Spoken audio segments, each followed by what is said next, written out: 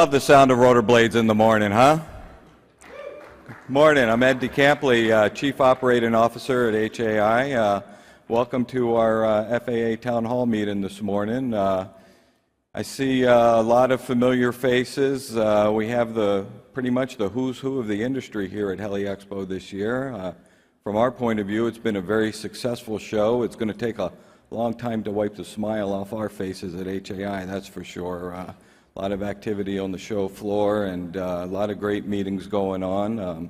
And, you know, speaking of the who's who, yesterday we had all the general aviation CEOs in this room, and they gave us an update on everything that's going on in their various industry segments. And this morning we pretty much have the who's who of the FAA here, who we work with at HAI pretty much on a daily basis in one form or another. We're working with the folks in the Research and Development Center up in Atlantic City, definitely on a daily basis. We work with certification down in Fort Worth at the Rotorcraft Directorate on a daily basis, and certainly at headquarters. And most people are exposed to HAI here at Heli Expo, which is a 3 or 4 day event once a year, but we have a staff of 40 people working on behalf of the industry all year long, and we're very happy to do that.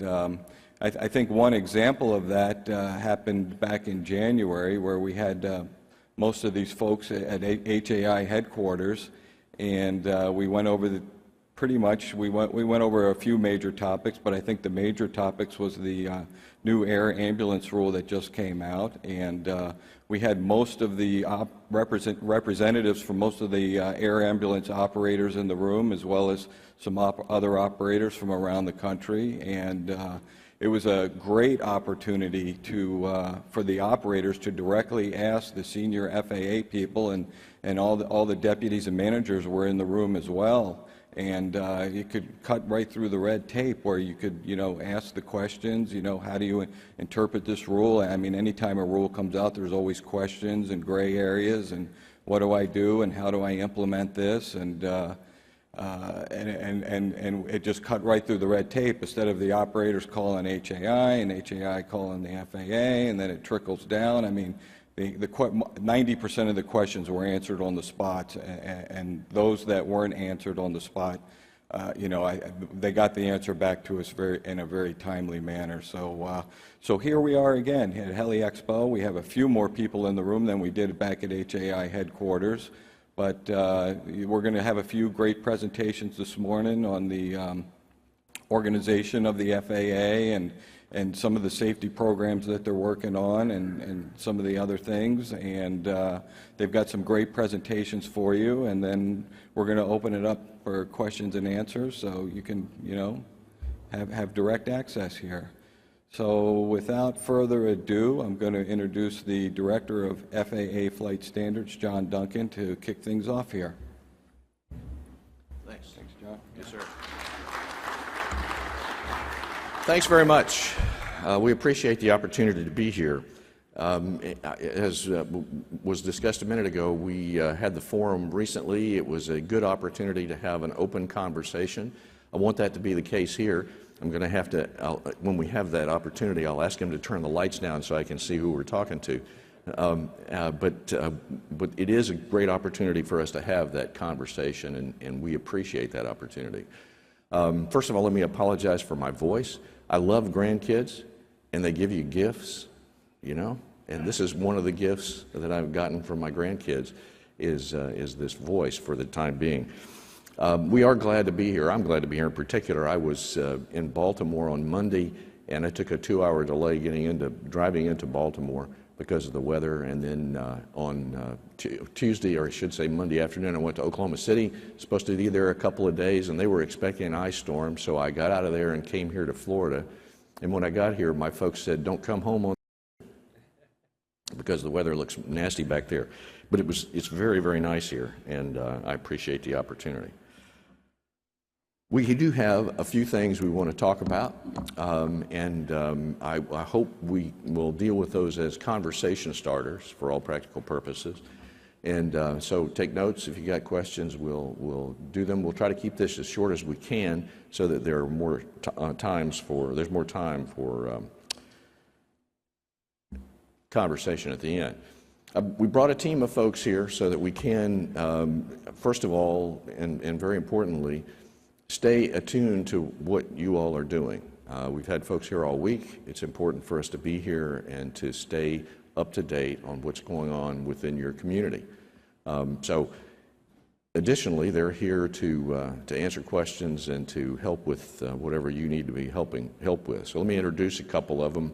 And first one is Les Smith. Les is the manager of the Air Transportation Division 200. He has responsibility for Part 121 and 135, as well as 142 and 136 as well. So Les, wave your hand so they know who you are. There you go. Good. Jim Viola. Jim is the manager of the General Aviation and Commercial Division. Jim's a helicopter guy as well, and is very active in that right now. And Jim takes care of Part 91, 61, and all of the various and sundry things, Part 133, 137, all the things that are in that particular arena. Next is Jim Williams down at the end. Jim is the manager of the UAS Integration Division. I know you guys have done a lot of talking about UAS. I probably spend, I don't know, we spend half our time talking about UAS and half our time talking about the rest of the world in that regard. Very important topic right now, so Jim's here to deal with that. And then Kevin Morgan is here from AFS 300, representing the maintenance organization. They cover maintenance for the gambit from in effect, eventually UAS all the way to air transportation stuff. So he can deal with those kind of things. Then Lance Gant, the manager of the Rotorcraft Directorate, is here to talk about issues that are related to the Rotorcraft Directorate, or I should say the Aircraft Certification Service in that regard. So we're going to do a little introduction, talk about safety trends a little bit, and regulatory update. We'll talk about restricted category aircraft. Those have become a hot issue in the last 2 or 3 months, probably, most recently. The FAST team, which we are rejuvenating in some respects, restructuring. And then we'll talk about NVG and the Rotorcraft Directorate priorities. So first of all, this is the Flight Standards Organization that I wanted to point out. I'm the director of Flight Standards. Mike Zinkovich is my deputy for field operations. He's the guy that interfaces with all of the regions and handles that piece of it. And then John Barbagallo, who's not pictured there, is the acting deputy for policy organizations. Our organization hasn't changed dramatically in the last few years, and most of you are probably familiar with it. But generally speaking, you know, we've got the policy organizations who develop standards and field organizations who implement those standards. And we are working hard to make sure that those folks are working well together and supporting each other. And there are some new mechanisms in place to make that happen that we can talk about a little bit later. So safety trends. Accidents total about 130 during 14. That's the lowest since the 1980s. So we're doing a lot better than we have been in the past. And you can see from the other information that there is progress, and we appreciate that. And all of us, I'm sure, are pushing for even greater progress in the future. That's what we're here for. So let me turn it over to Les to talk about the Air Transportation Division and the things that are going on there. And I think we'll just do it from the table here unless anybody has a strong objection. If you do, stand up, wave your hands, and we'll come to the podium. Let's see if this works. Okay. Well, as far as helicopter ambulance goes, we just finished up a 5-year effort in rulemaking. The final rule was published in February of 2014, and over the course of this past year, we've done a lot of work in putting together guidance material and in working with the folks at HAI and AMOA on what the regulation means and how we can provide a good education process for both the folks out in industry and the inspectors that we have in the field that will be working with you. So where we are today, what I'd like to do is cover some of the regulations. Everything went into effect or goes into effect April 22nd of this year, except for few key areas, and that's in 2016 we have the Operations Control Center. In 2017, the requirement for the radar altimeter, oops, sorry about that. The emergency equipment, PIC requirements for the instrument rating, HTAWs, and the flight data monitoring system. This one. There we go. Okay, so what we're going to also we've been working on it, we've put the Advisory Circular 135-14B out for comment. We received your comments. We hope to post the final on around the 23rd, 24th of March of this year. It will incorporates all the comments that you had for helicopter air ambulance operations. Next Advisory Circular 12096 covers the Operations Control Center. We hope to put out the draft for comment in May and then publish the final in October of this year. Inspector training, 8900 guidance, it's in process now. It will be published later this month.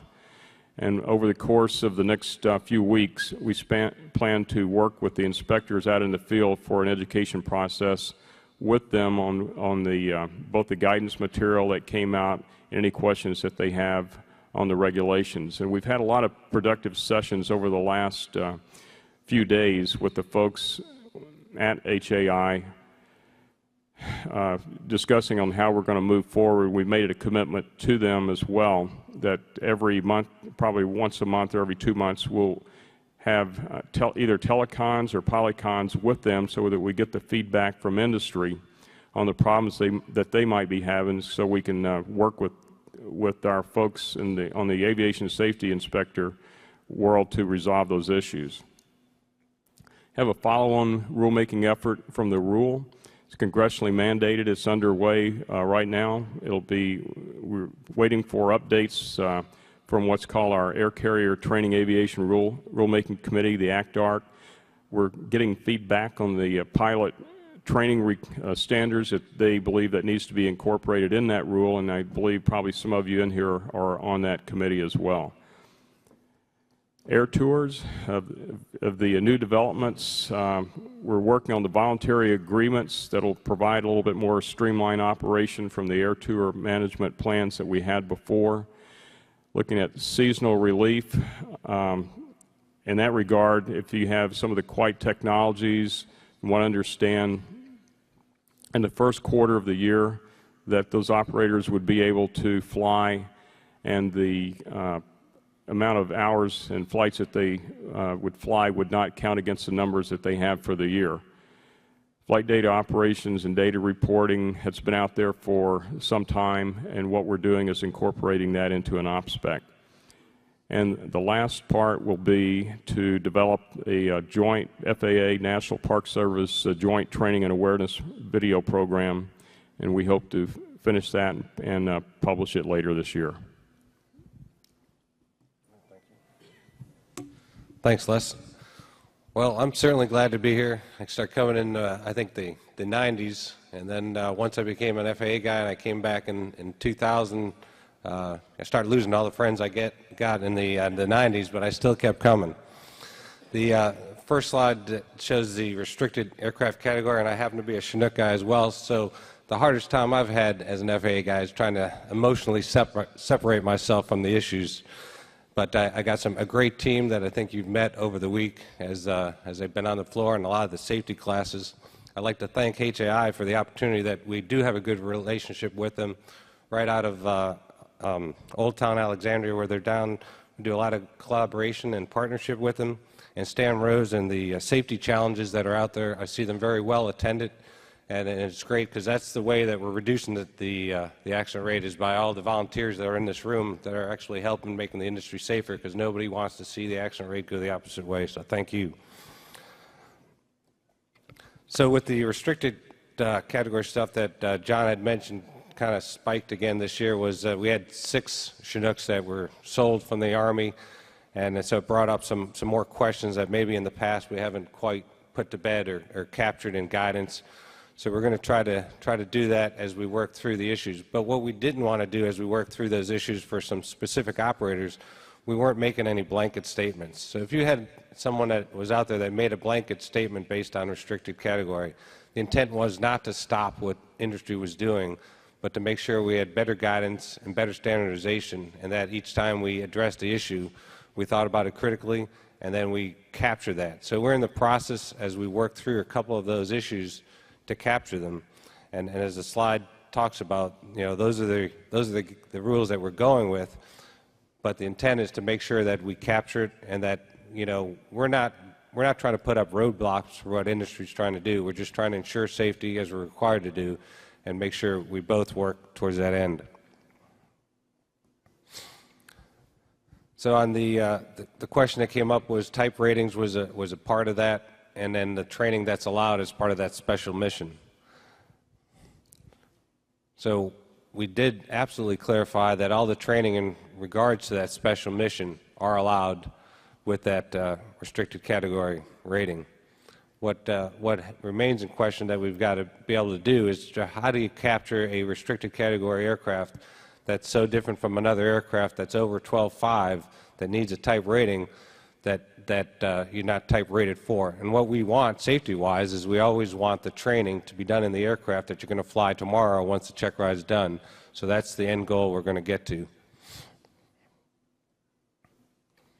So we are looking at the long-term solution to capture that.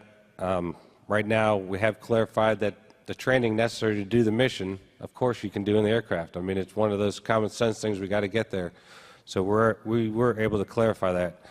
If there's an issue that we couldn't get to, then we had to ask the specific operators to do an exemption. And so the specific operators that involved are working through that process, and we're ensuring that they can do what's necessary so they can safely operate their mission and safely train their pilots and crew members. I have seen a draft from the guys that work for me on the notice, so that will be coming out here pretty quick. On the FAST team, as John mentioned, there was a little bit of reorganization, and the intent of the reorganization was to better manage and from a national program, because we work with the General Aviation Joint Steering Committee as well as the U.S. Helicopter Safety Team and IHST. So we get national safety missions that industry and FAA agrees on, and we're trying to ensure that throughout the country that those national goals and objectives are pushed down through the regions, through the FSDOs, and to the FAST team. Before, the FAST team didn't really work for the FSDOs or the regions, so we actually better aligned the personnel in the FSDOs so that they actually report to that front line there. And then we challenged the leadership in between to get the national missions done so we have some responsibility. That was the intent of the reorg. And then and so we appreciate it. How many FAST volunteers do we have in the audience? Thank you very much. So it doesn't, you know, we certainly don't have enough people to reach all the small airports and do all the outreach we're trying to do, both with the airplanes as well as helicopters, is how do you reach the unreachables? How do you reach where the accident rates are, as you see with the U.S. Helicopter Safety Team, it's the personal and private. So we need those FAST volunteers that work with the FAA FAST members to get that message out, so I appreciate your volunteering doing that. Education is the way to do it versus regulation. We know that voluntary compliance certainly works a lot better than trying to write some rules that we rely on voluntary compliance as well. I mean, the intent of the FAA inspector is not to be the police officer. He's not coming out there, you know, we would have to man up like the police stations, and we don't have those type of personnel. So what we tried to do is work with industry, come up with best practices, and then look for voluntary compliance and personal responsibility is another thing that I know John emphasizes a lot when we talk about rulemaking in D.C. I'll pass it on to Kevin. Thank you. Green button, right? This one? Okay. Hi, I want to revisit NVG maintenance. Reason I want to revisit this topic is because we're having some concerns in this area, concerns that's coming back up to the surface, which we're trying to head off before it becomes something else. NVG, that night vision goggle, we want to go back and let everyone know, once again, that it is defined as an appliance. Areas where you can find in the regulation that it is appliance, it's listed in 14 CFR 61B12. It's clearly stated what it is. Before that regulation came out, it was defined in a legal interp back from 1990 that addressed the issue. When an item is deemed as an appliance, there's certain requirements in the rule that's going to require how to maintain that appliance. Here we're going through the applicability of Part 43 to the NVG appliance. It clearly states the requirements that need to be met to address the maintenance requirements for the NVG as far as the appliance and how the rule is applied to that item. We also went back and questions were asked surrounding how do we go about doing that, and we addressed that in a legal interpretation for the question that was asked. I have a web link available and the information if anyone needs to see that legal interpretation that was handed out. Under the maintenance piece for the NVG, it's going to be followed directly as written in the rule, how to document your maintenance as performed, how to return the item to service, items, how you put them together as far as the maintenance records. You can use the tags, or you can use a logbook for your night vision goggle. It's similar to that of any engine logbook that's out. Most goggles that you see nowadays, they do have a logbook that documents the maintenance record for that piece of equipment. Now, the person is required to return these items to service. Once again, is similarly in line with Part 43. Usually, Part 43.3 and Part 43.7 do address the approvals for return to service and who can approve these items for return to service after maintenance. All right, that's it for me. Thanks. Thank you, Kevin. Just a quick point of clarification. I am the acting manager of the Rotorcraft Directorate, and I'm not the full-time manager. We're anticipating that the position will be filled, hopefully within the next 3 or 4 months. But given that, I want to publicly recognize Kim Smith, who was the manager of the Rotorcraft Directorate for several years. She retired in January, and just wanted to publicly recognize her passion for safety in both general aviation and rotorcraft. So if you happen to see her around, yep, there you go.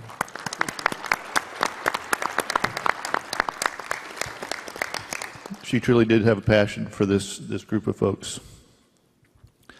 I'm going to talk about the Rotorcraft Directorate priorities, talk a little bit about fatal accidents, Rotorcraft Safety Initiative, some upcoming rulemaking activities, and put a big plug in for a safety conference that we'll be doing in April in the Dallas-Fort Worth area.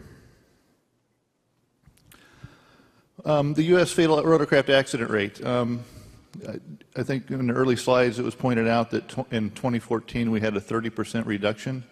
That's because in 2013, if I misspoke, in 2014 we had a 30% reduction in fatal accidents. That's because in 2013 we had our worst year in probably nearly 3 decades. So what we see in fatals, even though the overall accident rate is decreasing, the fatals tend to jump around a median that doesn't change much. It goes up and down. And I have some folks that did some studies, and how are the fatalities occurring? Over 80% are attributable to blunt force trauma, 20% to post-crash fire. We believe that we can save more lives by having a much sharper focus on crashworthiness, and we really need help from the industry. Where can we do better? We've had rules in place for emergency landing and crash attenuating seats for 25 years, and really we only have about 10% of the rotorcraft fleet in the United States that has that equipage. Mostly the aircraft that were certified before the rule came into place, or many are still in production, and there's no requirement that those seats be installed. There are some available aftermarket, but with such a slow pace, we're not likely to see the U.S. fleet have the attenuating seats fully in place for, our guys calculate, 250 years. Same thing with the crash-resistant fuel systems. Yeah, there are some aftermarket systems out there that you can put in aircraft, but again, a very old rule that with aircraft certified before then, there's no requirement, even if they're being produced today, they have crash-resistant fuel systems. So again, just using statistical analysis, it might be over 100 years before we have 100% compliance with that rule. And after 2013, when we had the very bad year,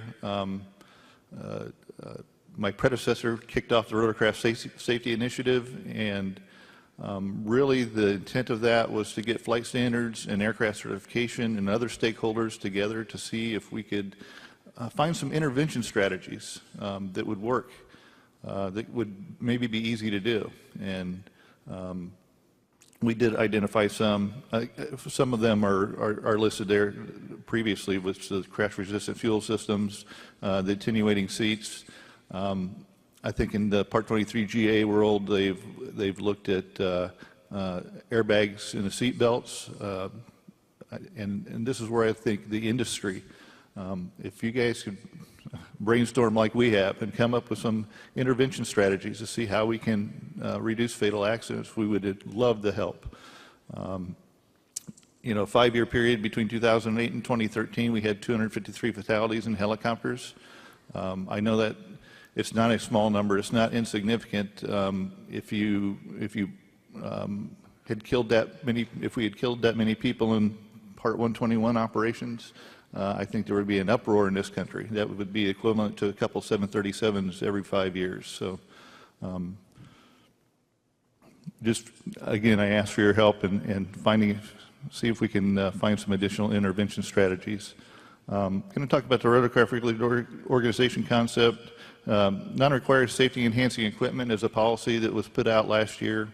The intent there is to, if the equipment is not required to be in the aircraft, if there's not a hazard, that we would consider reducing design assurance level, basically hopefully making it cheaper to install equipment in the aircraft. Rotorcraft rulemaking. There's planned updates to Part 27 and Part 29 that are really cleanup items, areas that the current rules don't cover some of the new technology that we've been certifying over the last several years.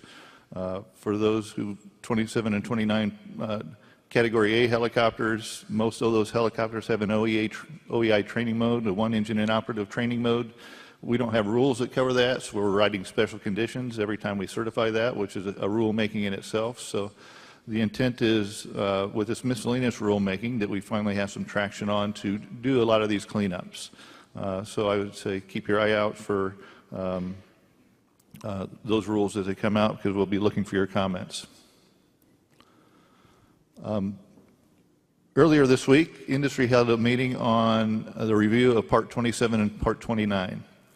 And what we have done, we've asked industry to come together through GAMA and consider what 27 and 29 should look like in the future. The structure of the rules have been in place for a great number of years based on, with the breakdown based on weight and or passenger seating. Many of you probably know that Part 23 is looking at some very innovative ways to address different sizes and different passenger loadings of aircraft in terms of how safety standards are applied.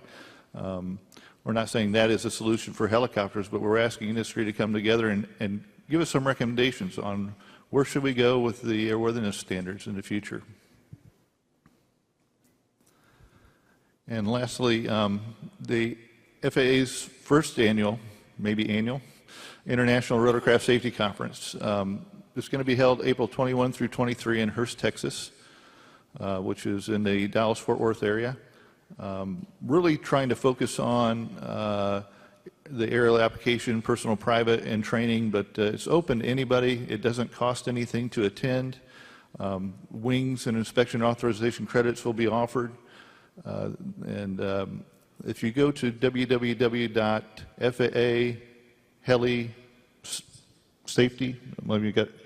FAA one word, .org. There's a website up. You can register. Please, if you have an interest or have folks that you think may be interested, let them know about it. And we're hoping to have a very good outreach. I think that's it. Okay, thanks, folks. I appreciate that. Also, before we move to questions, I'd like for the other FAA folks that are in the room to stand up, if you would, please. Now, I do this because I want you to have a feel for how much we believe we need to be here to both learn and help support this organization and this community. So thanks for that opportunity. Okay, you can sit down now. Thank you. All right, so it's time for a conversation. Questions, concerns, any feedback that you want to provide? Here we go. Is it possible to turn the lights down a little bit so we can? There we go. All right, looking better. Thank you.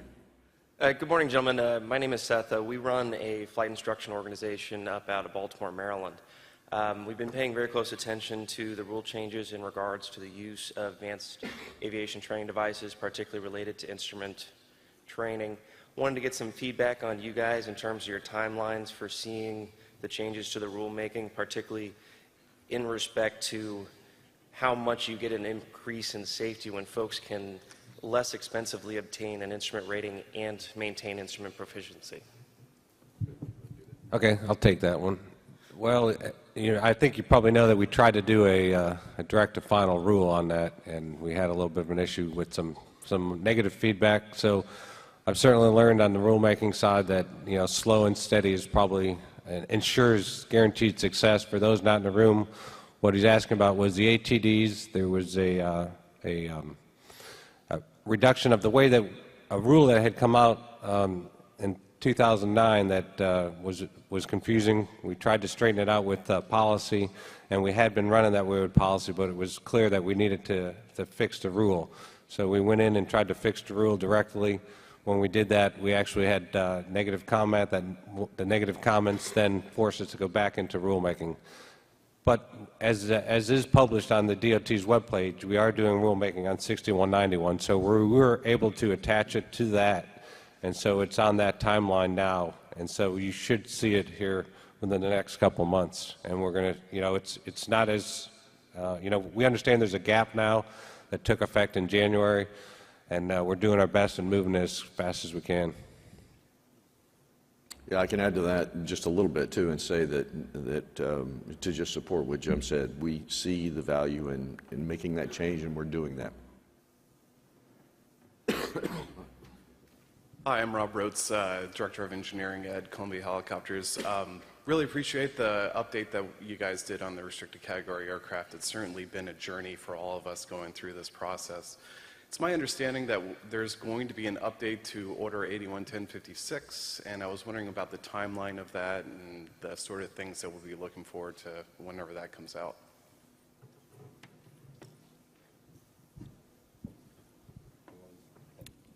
Okay, this might be 811056 sounds like an air cert order.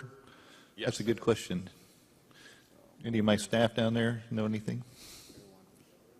Or probably an Air 100, actually an Air 100 question. Yeah, take a note there and see when. Again, the question is when can we expect an update to that order? Yeah, from Seattle Aircraft Certification Office, it was my understanding that there was a meeting held a couple weeks ago discussing possible updates, and I was just wondering, when we should look forward to seeing that, because we've dealt with a few chicken the egg sort of problems. You need to, have a data tag on the aircraft prior to certification, but you can't do that unless you have a TC number. Just stuff like that that's really been kind of difficult as we go through the process. George, raise your hand up there, and if you could get together and give him your contact information. We'll get a hold of Air 100 in headquarters and say, are responsible for the Part 21 rule that governs restricted category and get an answer to you. Okay, thank you.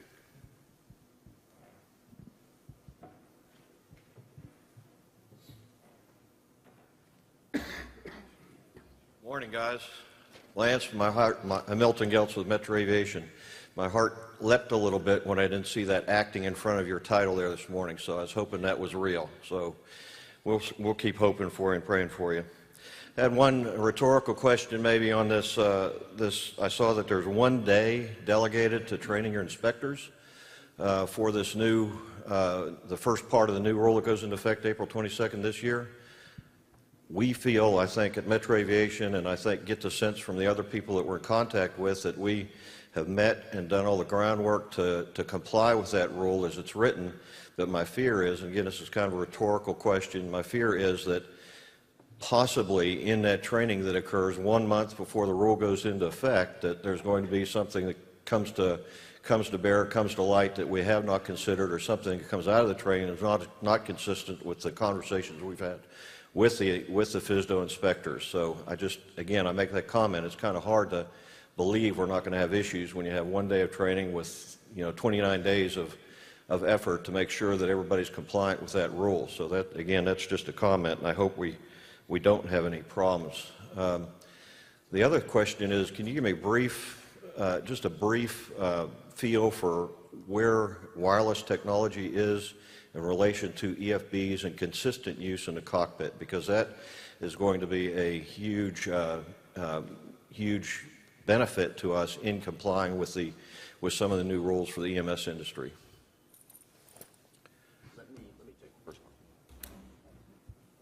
Let me deal with the first part a little bit. Again, I apologize for the voice and things impeding me here today. Your point's well taken around the training issue and the issue about having some consistency in how this rule is applied. I mentioned earlier that we are working diligently to improve the relationship between the standards folks and the folks in the field who are implementing those standards. And there are a number of things that we're doing. One of the specific expectations is that that relationship is interdependent. In other words, if the hazard, from my point of view, the hazard is if your principal or somebody else's principal is not talking to the standards folks right now. If they're talking and they're having that conversation about the intent of the rule, I don't think we'll have a problem. Because, quite frankly, our guidance will cover some possible means for compliance, but there are probably other means by which you can comply that would in fact do the job and create a safe operation. So we understand that. We'll work through those kinds of things. We'll do the best we can. Our intent is not to train our inspectors in the field to work independently. It's not our goal. Our goal is that they will always, and they will continue to, and they will improve on their ability to work interdependently with the policy divisions to get that word out so that we have a consistent application of the rule across the country. Yeah, you can if you want. I'd like to add a little bit more to that as well. It's not going to just be a one-day effort. It'll go on for, I wish it could be a one-day effort, but there's just no way that you can cover all the inspectors out in the field and have a comprehensive program. So the day that we had in the regulation, or not in the regulations, but in the presentations, that's the initial kickoff session. We're going to continue to work with the inspectors over the months as we begin the implementation of the regulations. We've also created a focus team so we can address issues that our inspectors have out in the field. And then, as I mentioned earlier, committed to HAI, I want to continue the same dialogue that we've had with periodic meetings so that we get the feedback from the industry folks as to the problems that they're having, and then we can roll those changes as necessary to our inspectors out in the field to make sure that everybody is speaking the same language and keep the consistency that we need to have a good implementation program. Okay, so who's got the Wi-Fi question? You want to take it, Tim? Let's get you a mic.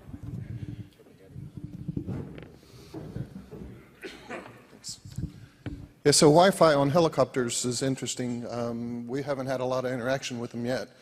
I was the lead of the ARC that did the portable electronic device findings for commercial airplanes, and we were able to establish some procedures. And I know there are issue papers and policy now about installation of Wi-Fi on, large transport and other aircraft. But one of the challenges that we have with rotorcraft in particular is the data that's needed to determine PED tolerance.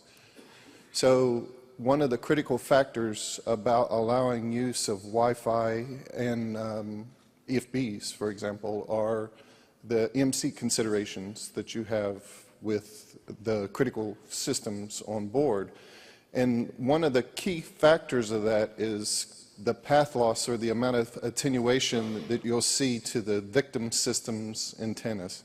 So there's really two sections of interference. There's one where it directly couples to wiring, and that's more along the lines of HERF and lightning. And we've got that covered really well. But the other part is the receiver sensitivity and where that interference can occur. And we just don't have a lot of data to be able to say that if you have this much path loss, you can safely use those systems without doing testing on the aircraft. So there's not an activity going yet, and I guess we've been looking for an opportunity to help develop those standards and make it easier for installation of those. But as far as I know, there's not been a squeak, so we've not really, focused a lot of effort on developing those standards that would, and policy that would help ease those installations. So right now it's kind of a one-off, as-you-go technology type specific address, as far as I know. We don't have a squeak, we have a squeal right now. We have a STC program in the Boston region that has, that's going to make use of a wireless antenna in the center console to move data from the aircraft to an iPad, or from an iPad to the aircraft back to the ground. I think I sent you that information. I don't know whether you ever got the information on the FDM monitoring equipment, but I'll share that with you. Oh, okay, yeah. Yeah, Okay. so it's going to be a squeal here pretty quick, and Boston is reaching out, I guess, since wireless moves it into the significant category, whatever that means, it's going to go back down to Fort Worth and be evaluated. But it's fixed. Was a squeak a month ago. It's a squeal right now, and hopefully it'll not be a galling of the bearings when we get really down to it. So, but it is very important to move forward, in our opinion, be able to use EFBs continuously to make sure we not only comply with the rules, but we do our very best to mitigate risk during the operation of the aircraft. So I appreciate that. Yeah, I didn't realize that the wireless was that, significance from when I reviewed the paper before, but we'll step up to the plate and work with the Boston folks. So if you get with me, we'll try to help out as much as we can. And again, Lance, it's kind of first time I've heard you talk about blunt force trauma and those kind of things. It is interesting, since we've been in, we've actually certified our own crash attenuating seat. I have some experience with that, but I'm not sure whether your figures would, I'm just wondering your figures if, I got the sense that there was no difference between pre-crash attenuating and post-crash attenuating and blunt force trauma deaths or fatalities. And I'm not sure that those impacts, most of those crashes would have been outside of any crash attenuating capability of the aircraft. Just for instance, my own figures show that even with the crash attenuating feature seats, it represents about a 20 mile/hour impact in a car. So it's a lot of testing, a lot of technology, but the margin there, if you're over 20 miles an hour, you're not going to be protected in the impact. So I'm with you in trying to find out some way to mitigate these fatalities and mitigate this blunt force trauma. I'm not sure that the crash attenuating seats was an answer. So anyway, I appreciate you looking into that. Well, thank you, and thank you for your prayers, by the way. I'll take whatever I can get. Just it's a big job. So yeah, it's interesting. I think the FAA developed that regulation based on Army data from way back. The Army did a lot of testing on crash attenuation in helicopters, and I'd like to get it more granular in terms of when we do have accidents, having accident investigators that can identify whether there were attenuating seats or crash-worthy fuel system in that aircraft. A lot of that data, at least looking backwards, we just don't know. So anyway, thanks for your thoughts, and again, anybody in industry who can think of something to do different. We kind of talk in the office sometimes that You know, you can take a Indy car or a Formula One car and put it into a wall at 200 miles an hour, and the guy will, you know, unbuckle and get out. Yet, you know, we botch out a rotation at 60 or 80 knots, and folks get hurt. So, just a thought. Yes, sir. Morning, Bob Mader, National Association of Flight Instructors. Just to follow up on the other gentleman's comment, and this is more of a comment than a question. We were on the floor the past 2 days talking to different flight training organizations, and we asked them for their two most significant challenges. And we got a variety on one point, but the other was consistent. And at the risk of a bit of humor here, was the inconsistency across the FSDOs. It is, and Jim, you and I have talked about this before, but it's just to reiterate what was said. The FSDOs and even different inspectors within the FSDOs are, I don't want to say making life difficult for the FTOs, that's not fair, but the different interpretations that come out sometimes, they're never quite sure where to go or how to fix things. And certainly NAFI is willing to help at a senior level, but we don't want to have to do that every time we hear about a problem. I hear you, and I agree. That's one of the biggest problems that, that's one of the fundamental problems that I have to deal with. And so let me talk about that a little bit and what we're doing and ask you to help with that. The conversation starts with the expectation that our individual inspectors are expected to come to a conclusion that's consistent based on the same set of facts with the conclusion that their peers would come to any place in the country. The challenge around that is twofold. One is you got to have that expectation. You got to be striving for that to begin with. And number two, the facts are almost never the same. So there's usually a little twist associated with it. So that makes it a little more complicated. Secondarily, our organization has been rather independent in nature for a long, long time.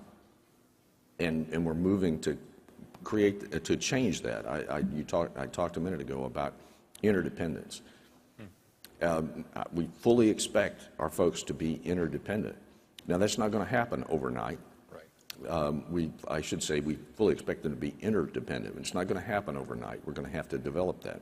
So if you have a principal that's making decisions that you believe are simply decisions that are too narrow, you believe you have another way to comply with the standards, then ask the question, push the question, ask them to ask the question higher in the organization, ask them to talk to their supervisor, to their manager, or whoever that might be.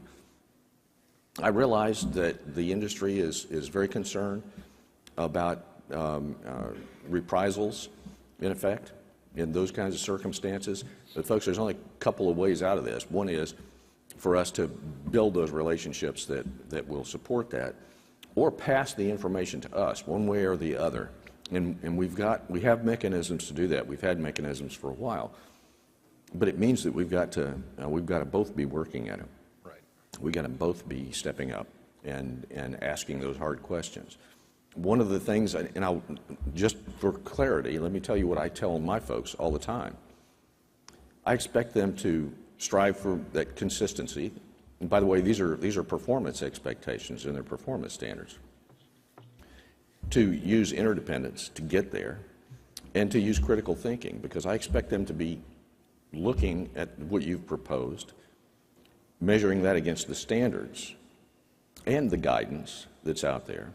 And if you come to them with a proposal that you and they believe is a safe operation and meets the standards, and our guidance says no because our guidance is written too narrowly, then I would expect them to pick up the telephone, talk to some of these folks up here, because these are the folks that are responsible for the writing of the guidance, and talk about a deviation. If it's a one-off sort of issue that is different but works, then we can issue deviations to the guidance.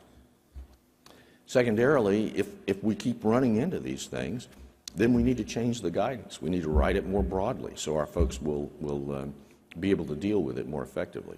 But we got to work together in that. You guys have got to continue to push. I had this conversation several months ago now, I guess, at another large conference. And after talking about this for a long time, somebody said, well, you know, we understand this is a cultural thing and people have just got to die off before it gets changed. And I said, no, I don't have the time. I don't have the time for people to die off. I'm too close myself. So we've got to keep driving this. We've got to keep driving this. I hear it all the time, and I will tell you, we are addressing these issues. When they come to my attention, when they come to the folks here at the table, when they come to their attention, we address them one at a time and get the things fixed. So thanks for that comment, because it's important to drive that. And from our perspective as an organization, you guys, you've all been wonderful to work with, and we appreciate that. We just don't want to keep nickel and diming you with individual issues. So. No, I know, but you know, just keep in mind, it may not be nickel dime to the person who's not able to do what they need to do. Fair enough. Okay. Okay.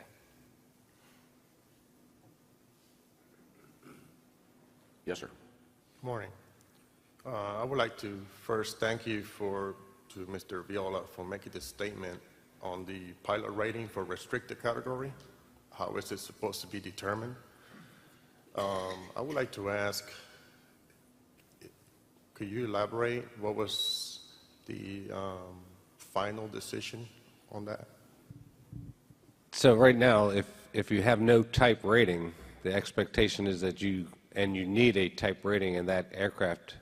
The first thing is you have to have a standard airworthiness category aircraft. If there's one similar, then it's expected that that type rating would be taken, the check ride would be taken in that aircraft. If there's none and you need to be typed in that aircraft, then right now it needs an exemption to take the type rating. Okay. So do you need to put the aircraft on experimental even though you don't make any changes to it? Now, that I think might have been what somebody might have been referring to, and that is not the way to do it. Okay. Yeah, let me add just a little bit. Jim's right on the money. I just want to sort of add a little color to that. Fundamentally, it starts with the fact that our regulatory process, our process for making rules, is a long and arduous one. It's for good reason. When I look at rulemaking associated with how much my automobile is going to cost, it works for me. Around aviation and the ones I have to do, it doesn't work quite as well. But the fact is that it's an arduous process to do the rule. They're reviewed many times, both within the FAA, within the DOT, and then within OMB. And of course, we get lots of feedback from industry on all the rules also. So by the time you go through all of those processes, there are still situations where the words don't say exactly what we meant for them to say. And so you get into unintended consequences. In the case of restricted category, that's what happened. What was absolutely clear is with restricted category, we only wanted those aircraft used for specific purposes. All right? So it was written that way. That was very intentional. We don't want somebody to start a flight school to do type ratings in the CH-47, for example. That was never the intent. However, the unintended consequence of that was that certification is not a listed special purpose for that helicopter. Therefore, we can't do the certification right. Now, I got to tell you, it doesn't make any sense to me, because if you're going to train somebody to do the external load stuff that you're going to do with the helicopter, it would make sense that you'd have to get them a type rating and do the 6158 and those kinds of things that you have to do with it. But the rule does not support that as it's written right now. So we're working, and that's the reason for the exemption that Jim talked about, and we're working to fix that. But that's where it comes from, is our running up against a rule that the language doesn't play out exactly the way we would have intended had we thought about this case at the time.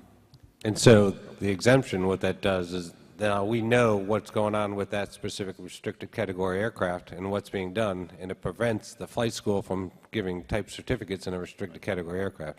So as we go into a long-term solution, it still will be a way so that we understand what that restricted category aircraft is using, even if there is certification work, which the exemption will allow. So that's our control on that. Right. Well, thank you for that. I also would like to suggest that all operators that have same model aircraft should be involved in those conversations. Yeah, we're not opposed to collaborating with industry and coming up with the best solution that both of us are happy with. And if they're not being involved now, I certainly can help with that. Right. I have a second question. Issue papers against restricted category aircraft.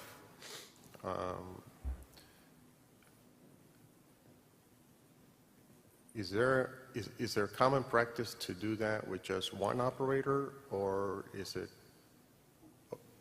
something to involve all operators of the same model? When you're going to do an issue paper against a restricted category aircraft. So are you saying we did a paper against one company and not another? I think he's talking about an aircraft cert. We don't do issue papers. It's an aircraft cert issue. Go ahead, Lance. Yeah, and I guess I'll ask that question again. So you're saying that there was an issue paper issued against one, but not another? Yeah. Well, the one issue paper affect the others, but not everybody was involved. Right. George, do you have something you can?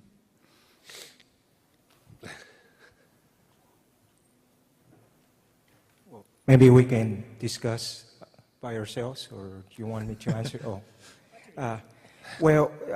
The ACOs are the ones that handle the actual requests, and sometimes we are made aware of a project when an ACO reaches out to us, and we'll help that ACO communicate to the requester via an issue paper the expectations.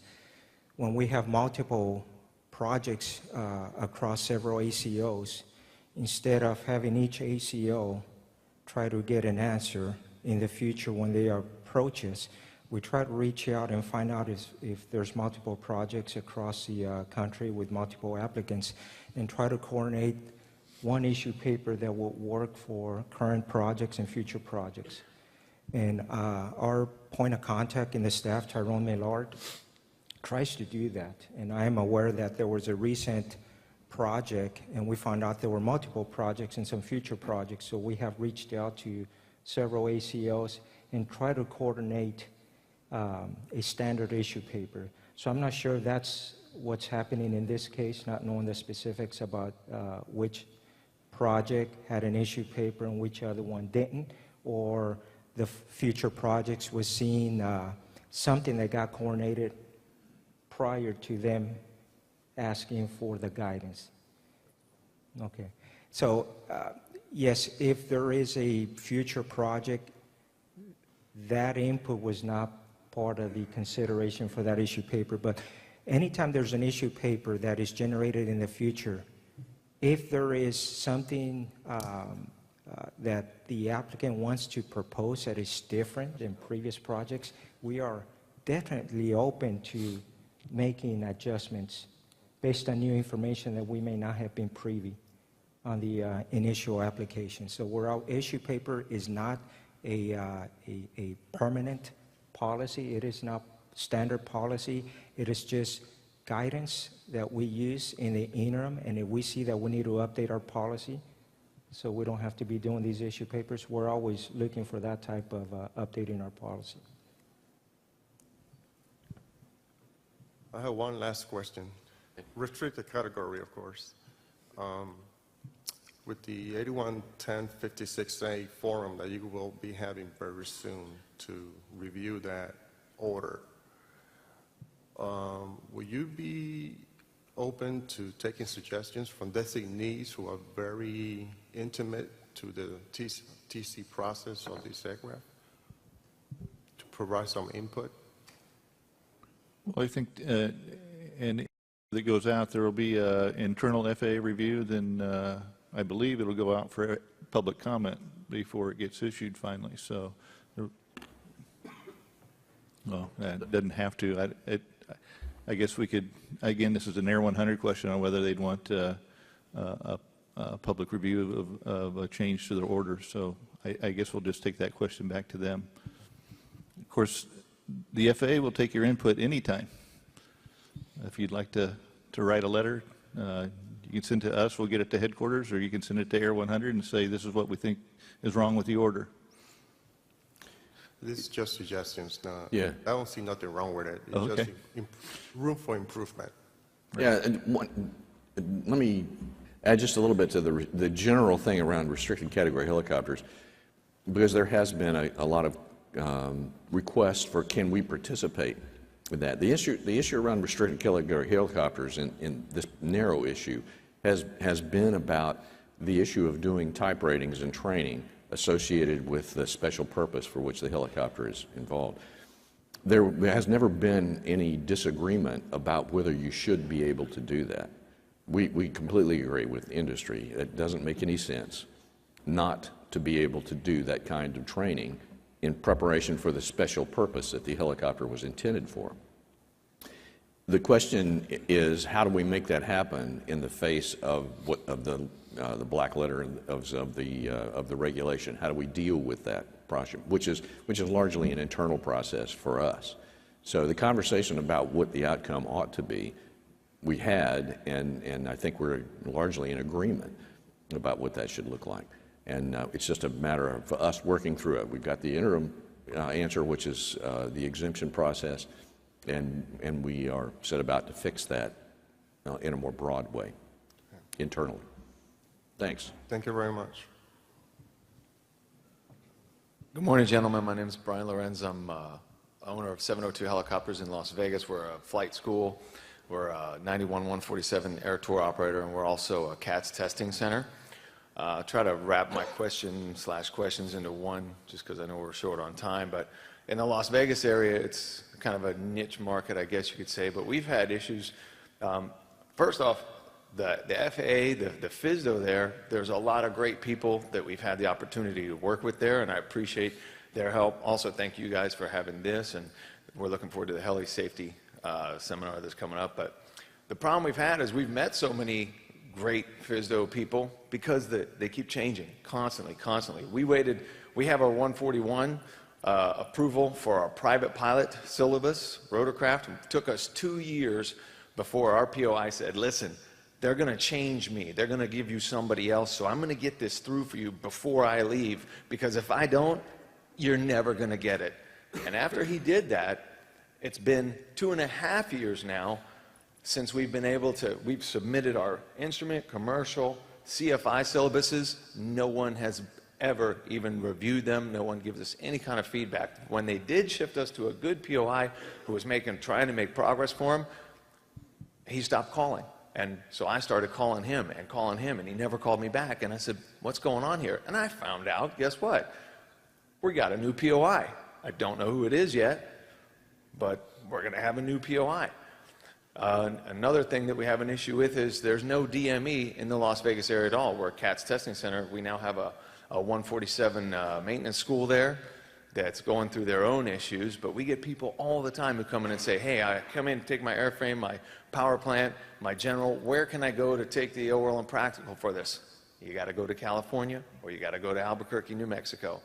We've gone so far as to actually submit to Oklahoma City, because the FSDO said, hey, it's not on us, Oklahoma's going to tell us who they can have be a DME. So we've had qualified people submit their information to Oklahoma City, and they've been told, we're not going to do a DME right now. So my question is, when are the FSDOs going to get more of the resources they need? Because when I asked the FSDO, hey, I've been on, for instance, the waiting list, quote unquote, to get a 135 certificate for 3.5 years. And every 6 months I get a letter that says, thank you for your patience. I'm not the only guy. There's at least 4 or 5 other people who've submitted their applications for 135. They get the same letter. We call ourselves the letter club. And I don't blame the FSDO because they don't have the resources that they need. So my question is, what are we going to do about that? Okay, let me take that one. So let me start with basically the story of how we get there and what the challenges are to deal with. Within flight standards and the rest of AVS in particular, our first priority is what we refer to as continuous operational safety. That's the folks that are out there operating right now. That's our first priority. It's got to be. Got to be. That's where we have to focus resources first and see that that's covered. Our second priority is typically referred to as certificate management, which means adding aircraft to fleets or doing those kinds of things associated with it. The third priority is new certification. So several years ago, we started something called the Certification Oversight. Help me out here. Yeah, CSOP. It's called CSOP. It's the list you talked about. I can't remember right off the top of my head now what the acronym stands for. But fundamentally, it's an organized way, a structured way, to queue folks up for new certification. Now, we have a great deal of responsibility in the continuous operational safety arena. We have flow-through like everybody else does. I think our typical attrition rate's about 5% a year, something of that nature. And our hiring process is variable depending on how the budget is at the time. So sometimes we get pretty low and then we hire back up. Other times we are able to, right now we're able to stay pretty much up to speed. Fundamentally, we have an issue around the country being able to get to those lower priority issues, being able to get to those certificates, that new certification work. And it will continue that way for a while until we get to a place where we will have the resources to be there. I don't know when that will be. Right now, I have a maximum of 5240 across the country, across the world, actually. And we're about at that number. That's not enough to do all of the new certification work that we have to do. And we are working several different ways to improve our efficiency in how we do that. So we move resources around the country, at least on a temporary basis, to try to address those kinds of things. But I, quite frankly, can't tell you when we're going to have the ability to wipe out all those backlogs. I've actually gotten a phone call from someone who was new at the FSDO, who didn't know who we were, and they said, yeah, I'm calling about your 135 certificate. I said, great, awesome, what news do you have? He says, oh, I don't have any news. I just wanted to see if you were still in business so I could remove you from the list or if I needed to keep you on it. Right. I don't, there's not any really good news there. I can tell you we're making progress in a lot of places in knocking those things down. We're looking at a number of different things. Because the industry, particularly at the 121 end, is very agile, they move from place to place, creates situations for us where we've got pockets of people who have time and pockets of people who are overworked. And so I can move those assets around and do new certification as long as the folks in the local area have the means to do the continuous oversight for those operations. In other words, have I got enough resources to do the oversight that I need to do in the future for any new obligation that I create? If they don't have that, then the question I have to ask is, can that be managed in a different way? Can I manage a certificate in Las Vegas from Riverside, California? Sometimes the answer to that question is, yeah, I can do that. Sometimes the answer is no, that we have to have people closer to the certificate. So we've got a lot of challenges there. I don't know that I can give you any line, or I should say any timeline about when we'll be able to work that out. But it is a resource issue. And I'd like to just chime in, John, that one of the things that you've implemented, which is the interdependency, and not only focusing on that small area. The thing he talked about, which was the CSOP, which is listing, is now if they can't do it in the area, can they reach out to their region? Can the region reach out to the guys next door? And then John's we're prioritizing it nationwide so that not only is it just stuck because we don't have the resources in that area, but if there's resources somewhere else that we can move to work on that list, is what John's been doing. Yeah, so efficiency is what we're working on. Jim described the process that's in place to make that happen. So we're working on using all the resources we've got available to us in the most efficient way possible. And we will make some improvement in that. I can't tell you that we will have enough people to do all the work that we have to do out there. We're also looking at other means to do that. We're looking at delegating 135 certification. Now, so I can delegate the authority to do 135 certification, but I still have to be able to provide the oversight for those operators when they're delegated. So it comes back to a resource issue. Right now we delegate all the pilot examiner work out there, but we have to have enough resources to provide the oversight on that process, on the delegation process, the work that's gone on. I don't know. I'm making a note to check on your DME thing. I don't know what the issue is there. Many times I can tell you, we have situations where there may be a need, but there's nobody interested in the area doing it. You said that there are some folks, so we'll see what the story is there. Thank you. I appreciate your time. All right. John, on the DME piece, I could get with you afterwards to see what's a specific issue that you're facing and get you in contact with the right person. Got it. Okay. What up? Sir. Hi, good morning. I'm Graham Long with the FAA, actually an aircraft certification Air 100. So I'd like to follow up on the questions on 811056. I'm sorry I didn't jump in earlier right away, but yes, 811056 is a restricted category type certification order.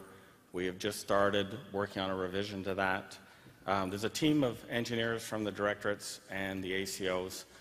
We hope to go out for public comment in early 2016, and so we'll be looking for input then, but would happily hear from any of the operators or other parts of the industry that would like to give us input ahead of time. That'd be fine. I'll be in the back if you'd like to get my contact information. So just to follow up on the other question on coordination on issue papers, something we have that's sort of unique in the restricted category military surplus world is we have multiple TC holders for a particular type of military surplus aircraft. So we actually have a process where the different ACOs, if they're working on projects, can coordinate with a focal point ACO that we designate to help coordinate those technical issues and have a consistent response to all the various TC holders. And that is one part of the guidance we're trying to improve in this next revision. So I'll just throw that out there, but we're always happy to take additional input and guidance, comments, suggestions. And so thank you. I just want to jump in. Thank you very much for that. I'd also point out that the process that was just described is a collaborative process between flight standards and aircraft cert. And in fact, we facilitate that many times through our aircraft evaluation groups who look at operational suitability and that sort of thing, and around the type rating issues as well. So, good morning. I'm Casey Reamer from Jack Harder Helicopters over in Hawaii, air tour operator, Part 135, Part 133 operation. Earlier today, Mr. Gant spoke about an accident rate. We've gone through some rulemaking things in the many years that I've been involved in the aviation world, and it's my understanding that as far as statistics go, we have a number of occurrences, but is there any way that I'm not aware of that the FAA is actually quantifying the number of operations? Because to get a rate, you have to have a number of accidents over a number of operations. Well, as you may be aware, there's a general aviation survey that goes out to any aircraft owner that asking for how many hours he flew. So we base a rate based on every 100,000 flight hours, I think is the standard. So what is done, FAA has a contract with a contractor who goes out and sends out multiple times in a year asking for your flight hour data. The response rate, I think, is somewhere around 50, 60%. And based on that, they do a statistical analysis to estimate what the remainder of the GA fleet may have done, and that's where the rates come from for both, not only helicopters, but Part 23 GA. We participate in that every year, but I know many operators in our geographic area don't participate. Yeah. So yeah, it's frustrating when we know what the accident rate really is, but then those statistics get skewed and rulemaking is taken off of those statistics that aren't accurate. Yeah, I understand. And as part of the International Helicopter Safety Team, some of the industry members, the big manufacturers, have an idea of what their fleet rates are as well. So some of the stats we get out of the International Helicopter Safety Team are maybe a little bit more granular than just a GA survey, but again, it's statistical analysis, and that's where it comes from. Got to have good input for good output. Yes, sir. Yeah, that's true. Let me say also that some of the rulemaking on helicopter air ambulance will require some data collection.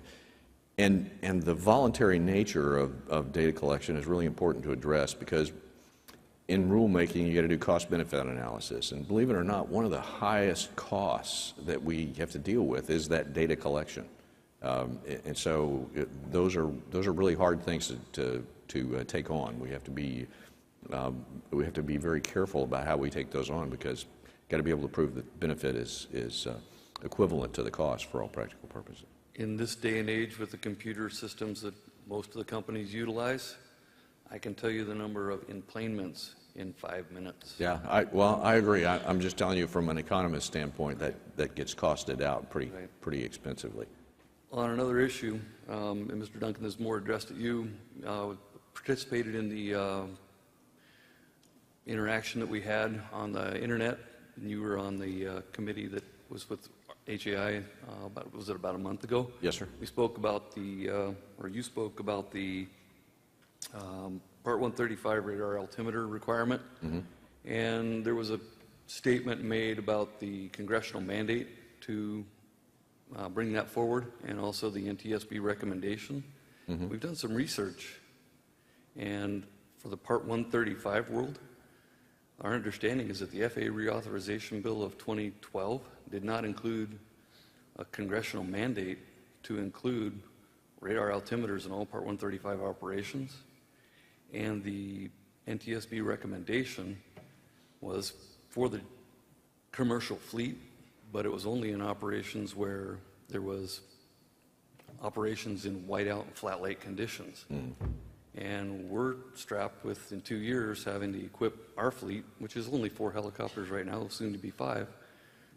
And the cost-benefit analysis that you refer to, and I think the numbers have changed quite a bit on what it will cost per aircraft.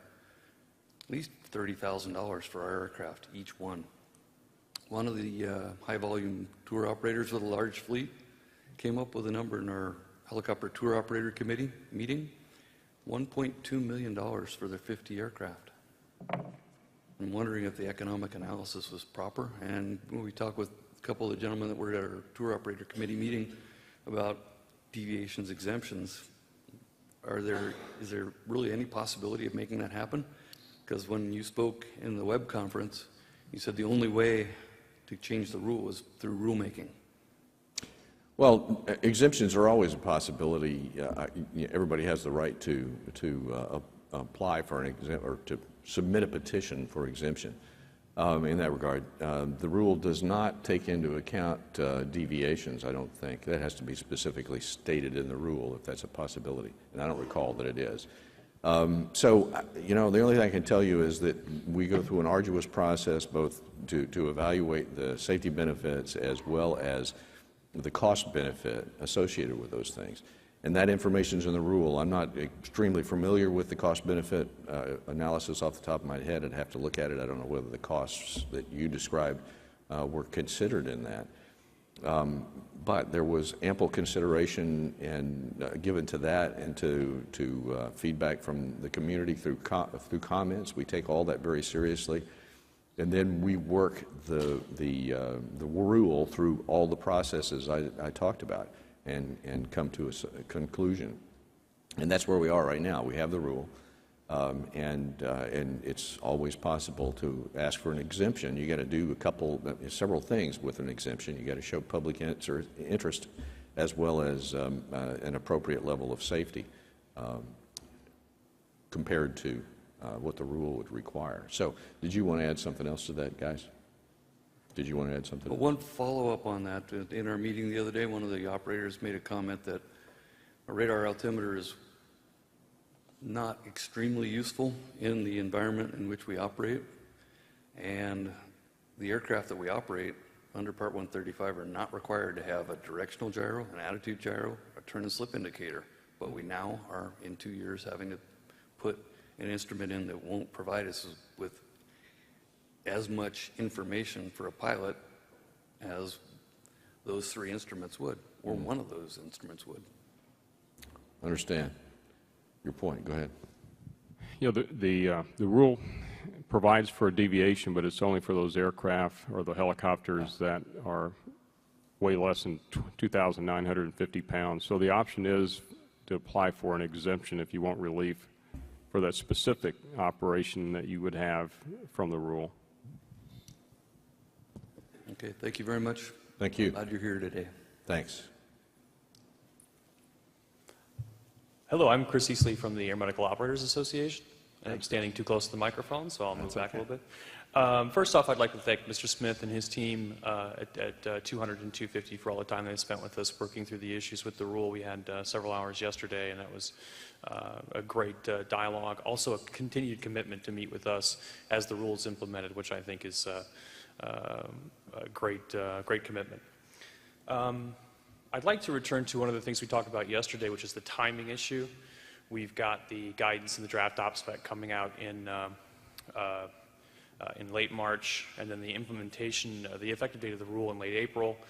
Are we confident that we have the resources to get those things approved? We talked about it a little bit yesterday. Mr. Duncan, I'd like to get your thoughts. If they're confident, I'm confident. What did they say yesterday? They said you were confident. Oh, good. Okay. We're good then. There we go. I would like to ask, you know, if we don't get those, there's a couple of things that have to be approved, the risk assessment, some of the training manuals, the timelines on getting stuff approved now, as we mentioned yesterday, several months, up to 6, 8, I've heard 18 months with getting some of the manuals approved. What's the plan? What happens to an operator when, you know, he's got stuff waiting for approval, but the rule's in place? What are your plans to deal with those issues? Well, fundamentally, you know, this is not an unusual question in that we frequently have deadlines where folks have to have programs approved or that sort of thing. And we would expect folks to work far enough in advance to get that work done. We understand what the deadlines are, and we'll work to those deadlines from our vantage point. To answer your earlier question seriously, we will put the effort in necessary to get the work done. By the same token, the community can't, you know, folks in the community can't expect that you can wait till the last day and dump a sophisticated program. So we're going to have to work ahead. Everybody's got an obligation here to do that. Absolutely, appreciate that. The second question was for Mr. Gant, the Rotorcraft Directorate. We talked a little bit in January about the sort of, you know, for lack of a better term, streamlining the installation process for the HTOS. You know, we've got deadlines coming there as well. I think you talked about expanding the ability of field approvals on the HTOS, and had mentioned that there were maybe even efforts to go further with streamlining that process. Do you have any further comment from that? Well, for the field approval, I'll look to my left here, but when we did meet in January, I know there was a draft of a technical paper that was getting us, the way I read it, some additional relief for the field approval of HTOS if that HTOS has already been installed in similar equipment, either by TC, STC, or amended TC. So I don't know the status of that guidance. Yeah. That paper's in final formatting, and it should be released soon. It's been coordinated through the directorates and the responsible parties, so right now it's just in the final formatting, being able to be added to our document. Appreciate it. Thank you. Do you have a, I don't want to nail you down on anything, but do you have an expected timeline there or a release date? I'm hoping within a month. Great. While I've got Mr. Shaver, if the additional question was on the technical paper for flight data monitoring systems, and again, just checking back in on the timeline with that. That's the same. They're both together. They'll be both published at the same time. Appreciate. And again, thank you, gentlemen, for all the time and the continued commitment. It's, I think these dialogue sessions have been very productive. Thank you. Good. Thank you, Chris. Okay. Go ahead, sir. Hello, my name is Dennis McCall. I'm the Director of Operations for Air Methods. Mr. Duncan, I want to thank you for being here, and as well as Smith. I spent time with the group as an air medical operator. And last year when we met, we had to ask all of our questions in this format because we really didn't have the opportunity to discuss them. But through AMOA and participating groups, now we've had some great relationships and been able to discuss these issues, so I'll have nothing really on the HIMSS today. Okay. But I do have a question for you. I think you're the right person for this, and it's something that happened with a double IMC encounter. Say it again. A double IMC encounter. Okay. Yeah, okay. So what troubles me and a lot of the other operators is we tell our pilots that when you get in trouble, when you go inadvertent IMC, that you do you climb, confess, and comply, and then we have our procedures of what you do. But we always tell them to be honest and to get the help. A chilling thing is happening where it's around the whole industry that a pilot's going to be investigated, possibly have enforcement action because of doing that very thing. That's going to set us back years. One of the things we've been combating is flight into terrain and loss of control because of inadvertent IMC conditions. And now that this has happened, it's going to be hard for us to stand up and tell our pilots when we bring them through NDOC, recurrent training, that here's the right thing to do, and the FAA supports you, when now there's evidence that they won't be supported. I understand. I had some conversations about this last night, actually. And it was the first time I'd heard about the specific events here. So let me address this this way. We got to work together, and I trust we are, but I just want to articulate this to make sure. We clearly have to support doing the right thing, and the right thing is exactly what you described. In each case, like any other emergency action that takes place, we've also got to ask the question, so how'd you get there? Because how you got there is an important issue. How you got there is an important issue. Doesn't mean enforcement, but it may mean some procedure changes or something like that. I've worked this issue in a number of other places in my career, and I have encountered situations before where folks simply flew until the weather got so low that they just punched into the weather. They knew what the weather was. They knew what was going to happen. They just did it. That's not okay. That's not okay. So we've got to address this from a twofold direction. One is we've got to support when something anomalous, something really anomalous occurs that puts somebody in that position. They need to have a plan, and they need to respond to that plan in an appropriate way to be safe. I fully support that. I also support the fact that we've got to say, okay, let's do a little forensics on this and see how we got there and see if there's something that would prevent us from getting in that position again, because it's not okay to have inadvertent IMC kind of stuff. Just not okay. Not a punishable offense necessarily, depending on the circumstances, but we do have to do those forensics. Is that making sense? Well, it does. Okay. And if you have an ASAP program like we do, a pilot can report that through the ASAP program. Right. And pretty much, that's all we want. We want the data. Right. That's the balancing act. We've moved into SMS. All of us have. Right. And part of that is that even me as a director of ops, right, used to be able to reach out and touch somebody if they did something wrong. Well, now it's a whole new ballgame. And it's handled in a different way with just culture and those type of things. Okay, good. And let me address this a little more broadly, too. That's the issue that we've got to deal with regard to this specifically. The other broader issue is that our focus as an organization is on seeing that issues that are identified are fixed. Okay, so if we've got something that happens that creates even a violation of a rule, the first focus is on how do we fix that problem? How do we see that that problem's fixed? If we can fix the problem and the event was unintentional, nobody did it on purpose, and they have the capability to fix the problem and continue to remain in compliance, then there's no value added by enforcement. No value added. Agree. So that's the direction that we're moving, because the issue is to fix the problem. In the case you gave, I fully support a look at that event to determine whether that inadvertent action was in fact preventable. If there was something that could have been done differently, it would have prevented that from happening. It doesn't mean it's an enforcement issue. There may be some other actions that can be taken to education, change of procedures, those kinds of things, assuming that it wasn't intentional.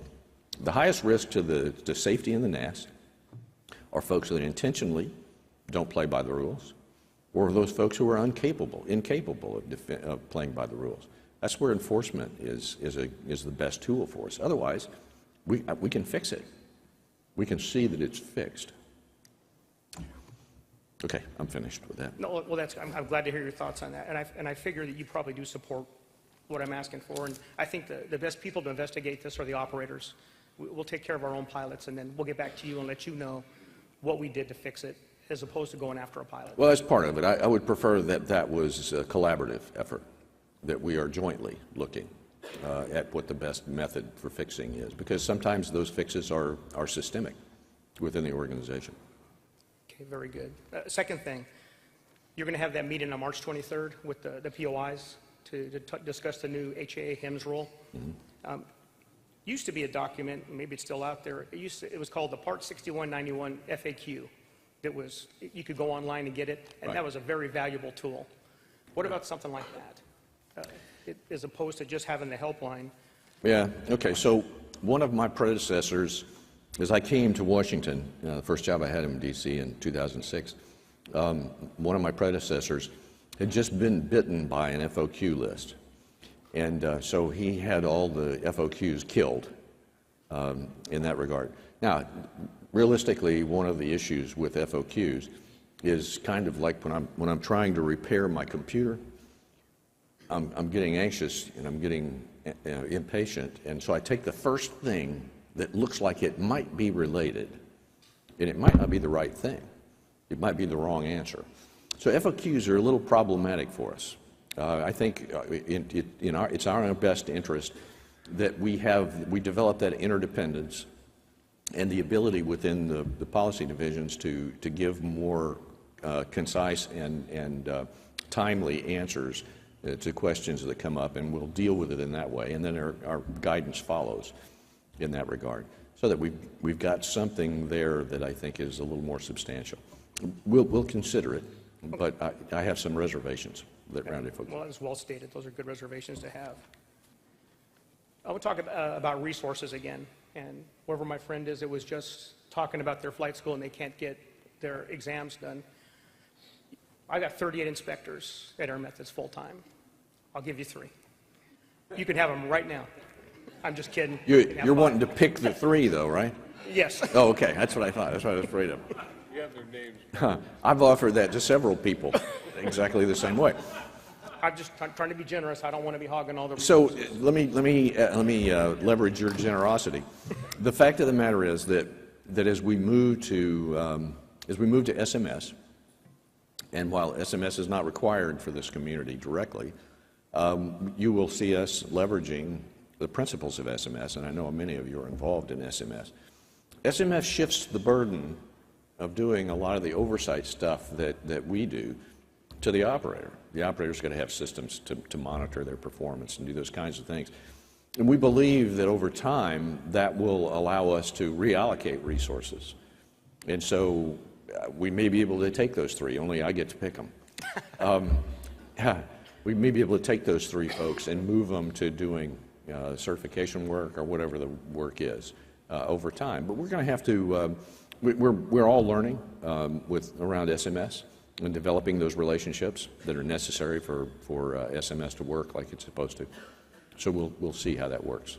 Thank you. Yes, sir. And again, on that training on the 23rd, one of the things that we see down at talking to this group is easy. Sometimes we get told no, and that's fine because you have a reason for it, and we understand it, and we go on down the road. Too often we have, and you've heard it before from other people today, is that they use stuff as being very prescriptive on what they're supposed to be doing when it's performance related. Right. And so I don't know how you get that message all the way down because we deal with that all the time. Either we're getting LOIs for advisory circulars that we didn't follow or things like that. But, when you said the continuous operational safety, that's exactly what I thought the FAA was about. Right. Not compliance first, and then once all that's done, then we worry about safety. No, it's continuous operational safety, which is broader. You're right. Okay. Resources for doing check rides. Yep. We were told that by end of August, there would no longer be any resources in the Denver FESDO to help us conduct check rides. Whenever you ask the question, they claim it comes from, it's DC. And I just want to know what's the fact behind that. Is that true? I can't speak to the specific Denver thing, but our intent is not to run Denver dry by any means. I have to check directly. Fundamentally, we have a limited number of resources. We got to use them as efficiently as we possibly can. So we need to leverage delegation to the maximum extent we can. So you guys have check airmen, I presume, right? Yes, sir. Okay. Full cadre. Right. So we need to be leveraging your ability to use check airmen, and we have a function called industry check airmen, I think is what it's called. ADE program. Yeah. Right. Well, no. This is a broader thing for 135, which basically allows us to appoint a check airman who can work for multiple operators and do checks. So we want to leverage all of those programs to make it happen, and we'll have the resources available to support those programs. It may be that they won't live in Denver.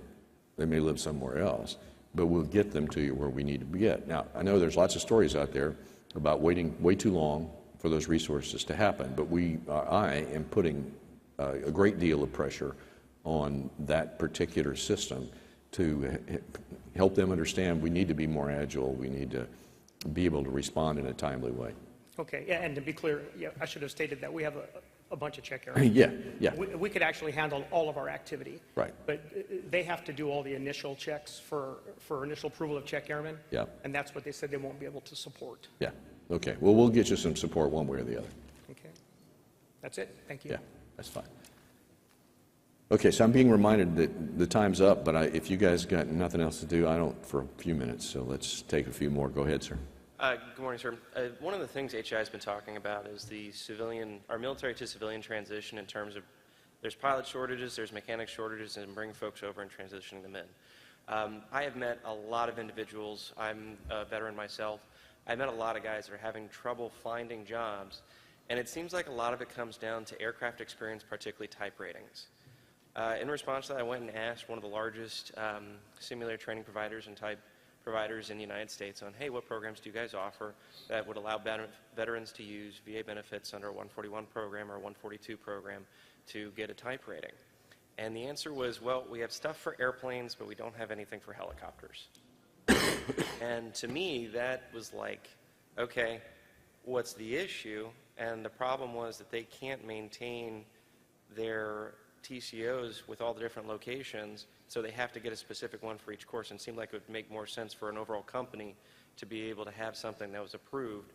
I don't know if that's something that's on the FAA side, on the VA side, but it's something that when you're talking about a shortage of qualified personnel and you have people coming from the military every day who have thousands of hours of experience, could be put right in relatively quickly, but you have operations either under a 91 or a 135 that's looking for specific aircraft experience. Because it's not the same, they have to really pay attention to that. Whereas for the individuals, if they could get the VA to support the type ratings, I'm pretty sure the industry would snap them up. So what can the FAA do to help to support that kind of initiative? You know, I don't know. I don't have enough details here. Anybody know anything about it? I mean, I do the 141 stuff, and I do the VA interaction, but there'd have to be a 142 school with the helicopter type rating that you're talking about. And I know yesterday I was talking to some gentleman that does the 142 on the AW 139, and they were talking about the complexities of getting a low-time applicant there to try to get a type rating. So I think it's a bigger thing that needs to be solved on the industry. Could be. You know, from our vantage point, one of the things that we've done, and I don't know what the complicator is here, or what's preventing it, but we have, in most cases, I think we've got most of our operations under 2 CMOs, right? Most of our 142 operations under 2 CMOs right now, for the most part. So we are dealing with them as one certificate, so to speak. In that way. So, you know, it would, if you, certainly if in researching this, if you find that there are some barriers on our side, please don't hesitate to send that information to me and we'll see what we can do. Because I support what you're talking about, I just don't know. Yeah, I'd definitely be your PSC for that. If you think it's an initiative, industry and government initiative to try to get, you know, type ratings for helicopter guys, just touch base with me. Yeah, it was just fascinating to see, you know, one of the biggest things that it seems like the industry operators want is qualified individuals. And right. You have those individuals over 2,200 hours, and they should be able to get a type rating just by going through an initial, and yet they don't have the money, and the operators may not be able to make that initial investment for that point. Right. Yeah, that's why I need some type of business plan probably, but the corporation or the coordination I do with the 141 and the VA, one of the things we're trying to fix is I know that there was an issue with industry where you had to be a 145 certified before you can do the application for the VA, and then by the time you got the VA certification, you didn't have your guys done in 24 months. So we're working at trying to fix that with VA. Okay. Thank you. Good. Thanks. Yes, sir. Yes, Calvin Dorn, Paradise Helicopters in Hawaii. Along the same lines as Air Methods, as far as inspectors being available, currently in the Honolulu FSDO, there are no helicopter POIs that are current. We do have check airmen also. We just recently had somebody come down from Alaska to do the inspection and bring our check airmen back up to speed. But it seems to be a big hole for a long time that somebody's not going to be able to go until July. So I just wanted to bring that up and say, where's the long-term plan and how's the FAA going to stay current? So there's several elements to the long-term plan. One element is that as I said before, we need to make the system that we use nationally for resource pilots more efficient. And we're pushing hard to make that happen because I don't know that I can keep somebody in Hawaii that's current. I'm not sure that makes sense even. But I do need to have somebody there when you need them. The other side of that, or I should say, to facilitate that, we need to plan as far ahead as we can.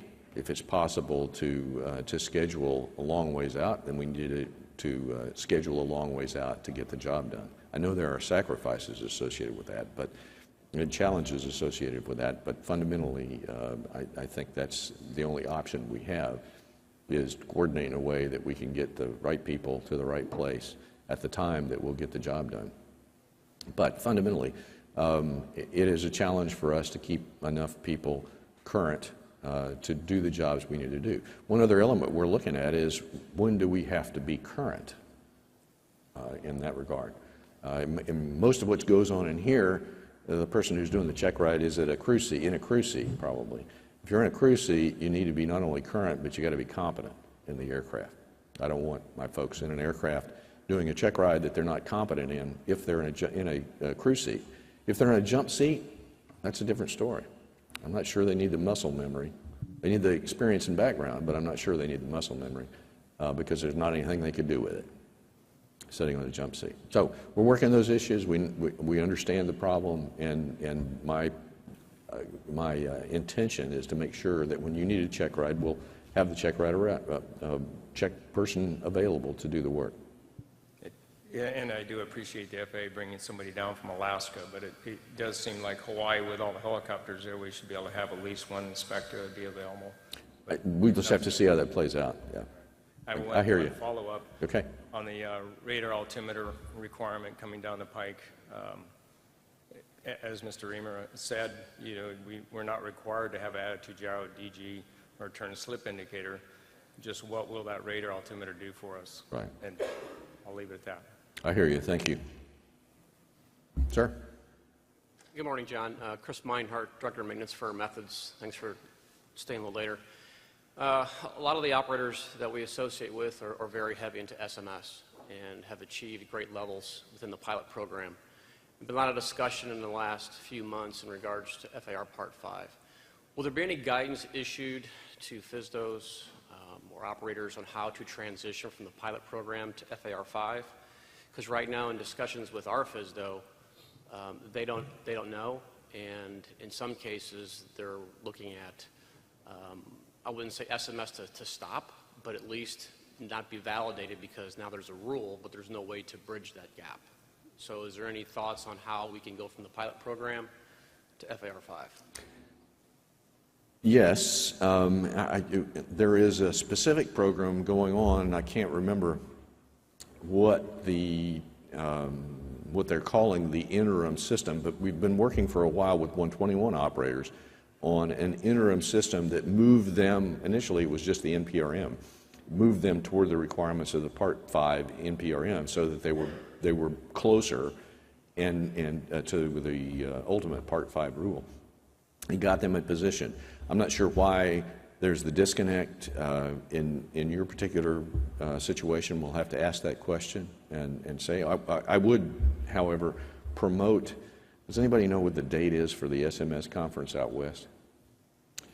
In the next couple of months, and I can't remember exactly when. There's an SMS conference out in somewhere. Sorry, it's out west. You know, it's the yearly SMS conference that we have with all the operators, primarily an industry-related conference, and I can get you the information through the HAI folks. You certainly be welcome. One of the high points there is dealing with transition to Part 5, so it could be instructive. That'd be great. Okay, thanks. Yeah. It's in LAX, and it's April something, right? Okay, good. Thank you. April 28th through the 30th.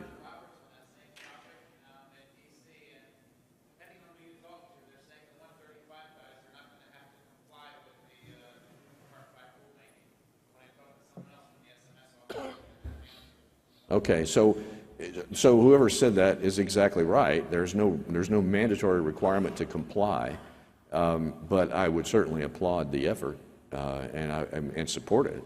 You know, the rule only applies to Part 121, but so what? You know, that it's a good method. It works good. You've been doing it for a while, and so there's some tweaking that has to happen to get you closer to Part 5.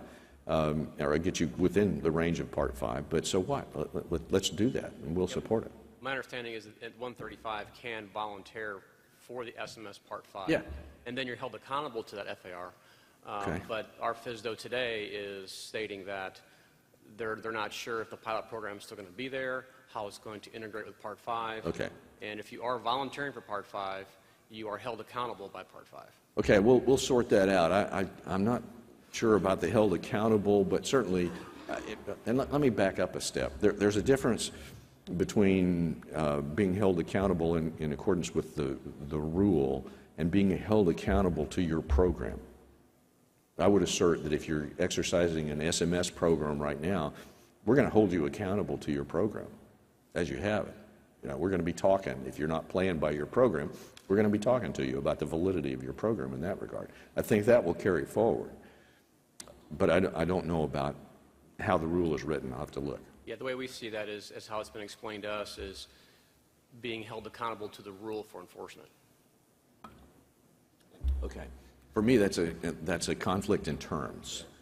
But my point here is enforcement doesn't work well in the SMS environment.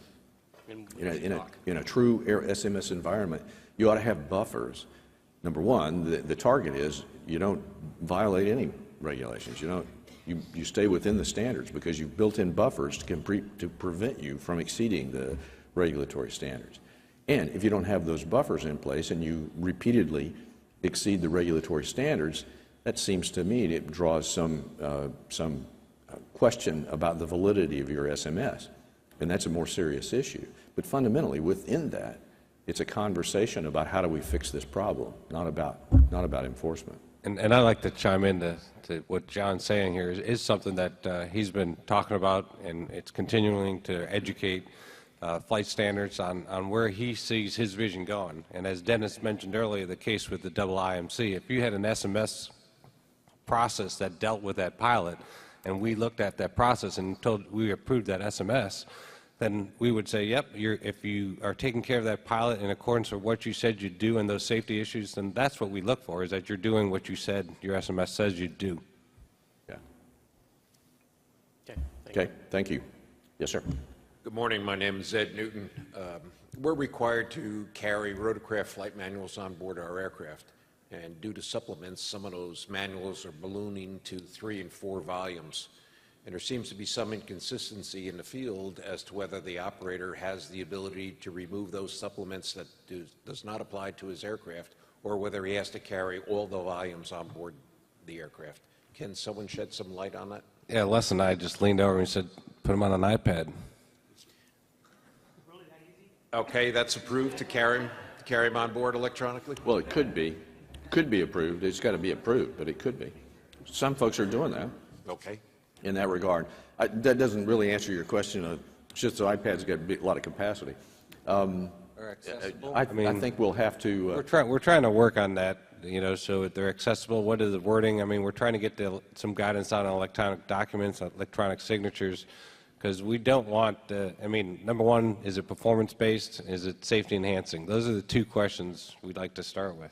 Yeah, so we owe you an answer to your basic question. Your basic question is, do those supplements that don't apply to my aircraft have to be there?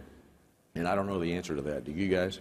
Anybody got an answer to that, or do we need to get back to him on that? Looking for a legal answer versus common sense? Yeah, well, okay. So, yes. So we'll have to get back to you specifically on that question. I haven't encountered that, and I don't know what the answer is. We'll have to get that. Jim pointed out that sometimes common sense and the legal answer are mutually exclusive, and so we have to. Well, any answer that you come up with not only, comes back to me, but also to your inspectors, because that's where there seems to be. Oh, yeah, absolutely, absolutely. I agree. I have to tell a story for Jim, and that is the question came up about UASs, about unmanned aircraft systems. It says you got to have all the documents on board. So at one point there was conversation about putting them on a chip, so they'd be on board. And then finally we came to grips with the fact that we could deal actually with this, with reality. And so the documents are required at the pilot station. Okay, I have one more question. I am a sim instructor, and quite often I give circuit breaker problems. And guys are consistently automatically resetting circuit breakers. And the FAA came out with an information letter back in 2009 recommending that you do not reset a circuit breaker unless it's essential for flight. Yet that's not what's happening out there. And I just saw on TV where American Airlines had an emergency landing because of smoke in a cockpit, and thought came to my mind, did that pilot reset that circuit breaker? I think you need to revisit that issue about guys automatically resetting circuit breakers when probably they shouldn't do it. Right. I appreciate that. Thanks. All right. Any last questions, opportunities? All right. Well, thanks very much, folks. I appreciate it. I always enjoy these conversations, and thank you very much for your help.